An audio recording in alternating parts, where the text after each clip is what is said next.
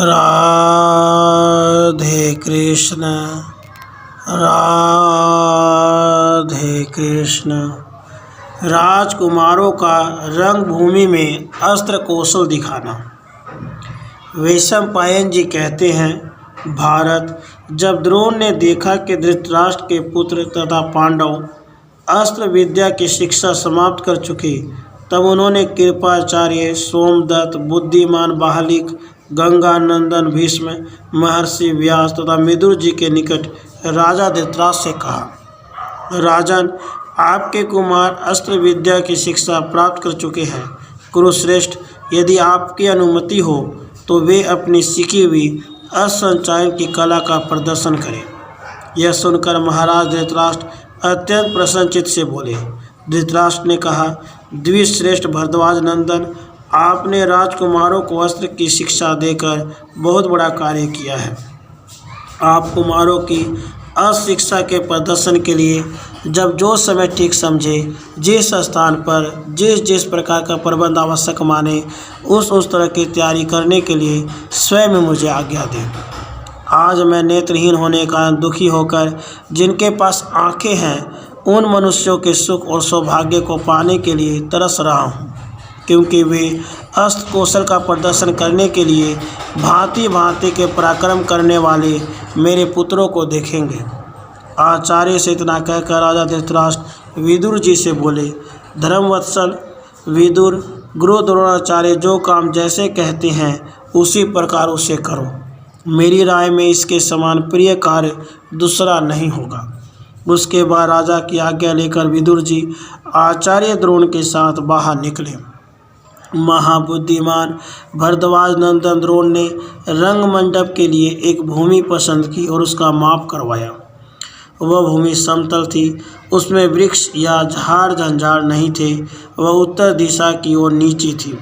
वक्ताओं में श्रेष्ठ द्रोण ने वास्तु पूजन देखने के लिए डिंडिम घोष करा के वीर समुदाय को आमंत्रित किया और उत्तम नक्षत्र से युक्त तिथि में उस भूमि पर वास्तु पूजन किया।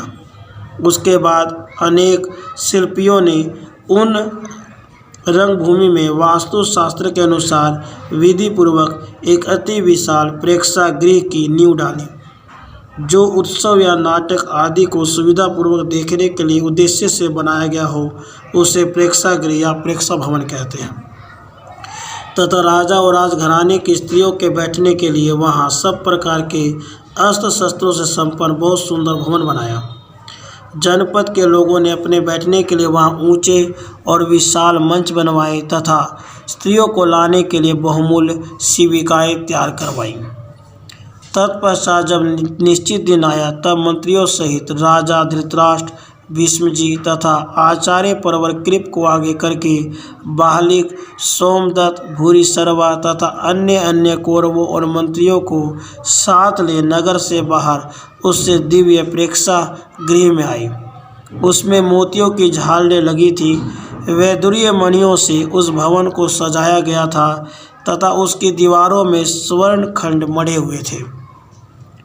विजयी वीरों में श्रेष्ठ जन्मेजय, परम सौभाग्यशालिनी गांधारी, कुंती तथा राजभवन की सभी स्त्रियां वस्त्राभूषणों से सज धज कर दास दासी और आवश्यक सामग्रियों के साथ उस भवन में आई तथा जैसे देवांगनाएं मेरु पर्वत पर चढ़ती हैं, उसी प्रकार वे हर्षपूर्वक मंचों पर चढ़ गई। ब्राह्मण, क्षत्रिय आदि चारों वर्णों के लोग कुमारों का अस्त्र कौशल देखने की इच्छा से तुरंत नगर से निकल कर आ गए। सन भर में वहाँ विशाल जन समुदाय एकत्र हो गया। अनेक प्रकार के बाजों के बजने से तथा मनुष्यों के बढ़ते हुए कौतूहल से वह जन समूह समय शुद्ध महासागर के समान जार पड़ता था।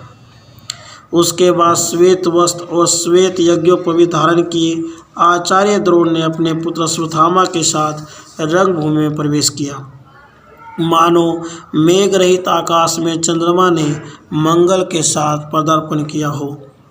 आचार्य के सिर और दाढ़ी मूछ के बाल सफ़ेद हो गए थे। वे श्वेत पुष्पों की माला और श्वेत चंदन से सुशोभित हो रहे थे।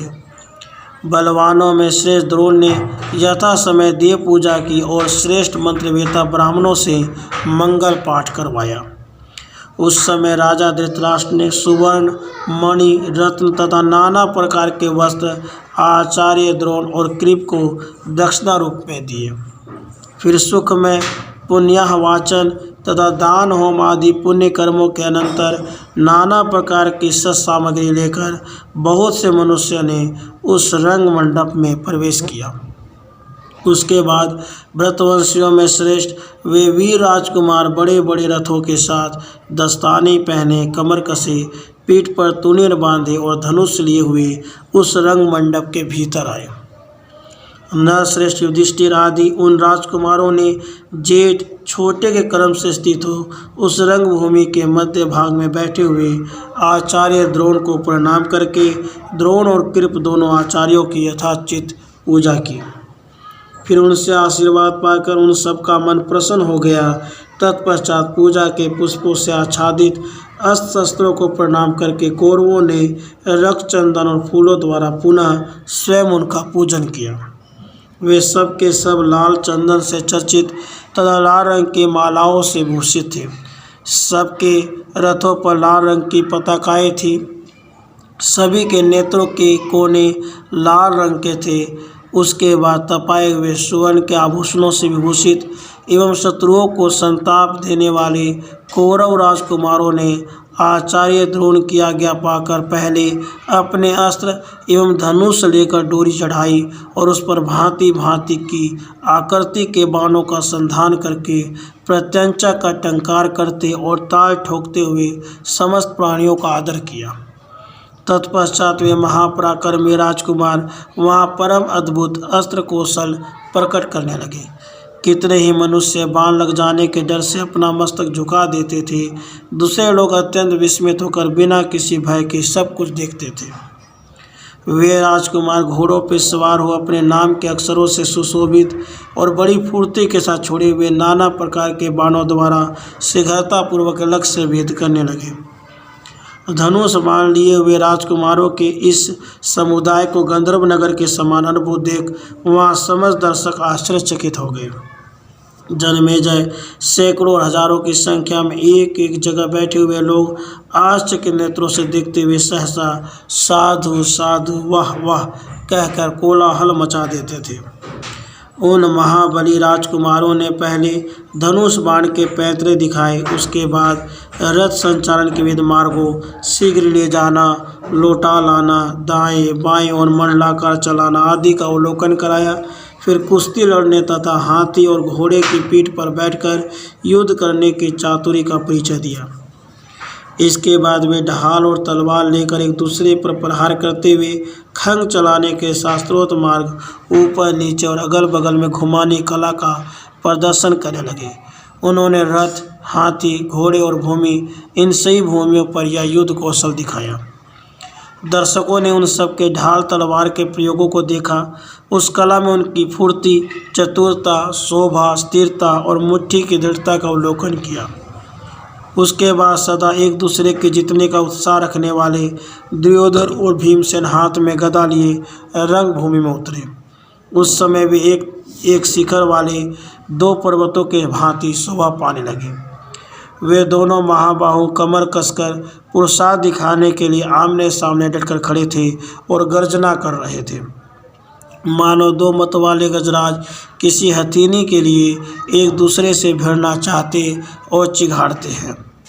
वे दोनों महाबली योद्धा अपनी अपनी गदा को दाएं बाएं मंडलाकार घुमाते हुए दो मदोन्मत्त हाथियों की भांति मंडल के भीतर विचरने लगे। विदुर धृतराष्ट्र को और पांडव जननी कुंती गांधारी को उन राजकुमारों की सारी चेष्टाएं बताती जाती थी। इस प्रकार श्री महाभारत आदि पर्व के अंतर्गत संभव पर्व में अस्त्र कौशल दर्शन विषयक 133वां अध्याय पूरा हुआ। राधे कृष्ण राधे कृष्ण।